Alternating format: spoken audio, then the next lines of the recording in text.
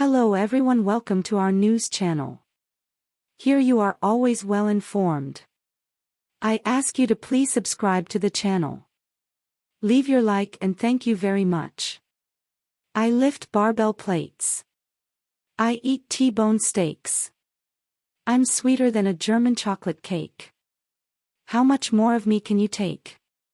When you discuss the hyperbolized figures in pro wrestling history, superstar Billy Graham has to be in the conversation. He was supposed to be a reviled rule-breaker, but after hearing him talk, fans never truly reviled him. At the height of his popularity in the 1970s, Graham sold out Madison Square Garden, the original mecca of pro wrestling, 19 times. If you are a current pro wrestling fan and never heard of Graham, well, you actually have and just aren't aware of it. Hulk Hogan, probably the biggest wrestling star of all time, copied a lot of his persona from Graham. The blonde goatee. Walking to the ring wrapped in a feather boa. The emphasis on physique. Using the word brother liberally in his interviews. If you closed your eyes and listened to Prime Graham and Prime Hogan, you could barely tell them apart.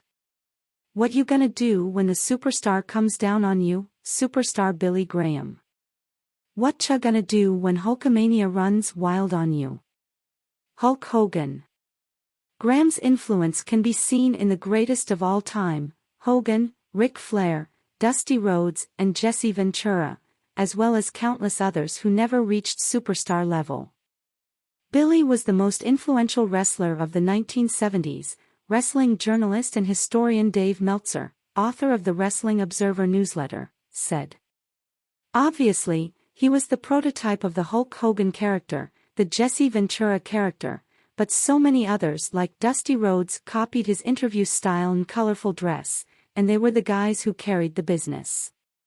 Even Chael Sonnen in MMA would directly copy his interviews. Graham died Wednesday at age 79, WWE said.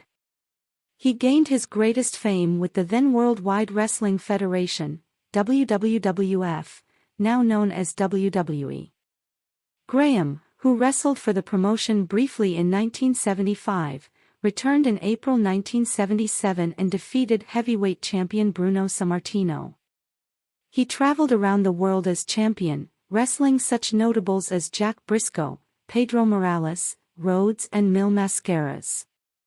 He was a prototype of what Vince McMahon saw as a top wrestling attraction going forward, Meltzer said.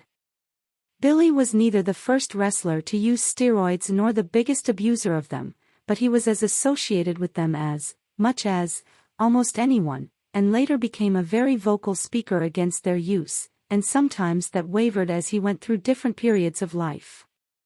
Graham talked openly about steroid use among wrestling's biggest stars in a story published by The Times in 1992, catapulting it into the mainstream media for the first time. It was sad for a figure, one who made so many people become fans in the first place, to see his life after wrestling, with his health problems, financial problems and mood swings, Meltzer said. So many people owe so much of their success to him. Graham held the title until February 1978, losing to Bob Backlund. Graham was a heel, but fans reacted positively to him, so much so that Graham asked WWF owner Vincent J. McMahon, who preceded his son Vince, to make him a good guy. McMahon, looking at Graham in his tie-dye outfits, feathered boas and goatee, refused, unable to see him as anything other than a bad guy. Disappointed, Graham left the WWF and wrestled for other organizations, such as the AWA and NWA, before returning to the then WWF in 1982. He wrestled for the promotion until 1983 and returned again in 1986. However, by that time, his hips and knees were shot. WWF had a wrestler attack him at ringside to explain his absence, and even showed graphic images of his hip replacement surgery on TV, in hopes he could come back as an inspirational babyface, or good guy. His body was a mess by this time, however, which Graham later blamed on steroids. His wrestling career was over, but it continues to live on thanks to his countless imitators.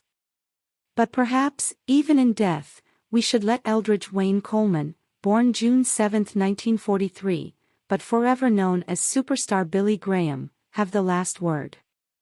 I am the women's pet, the men's regret. What you see is what you get. And what you don't see is better yet.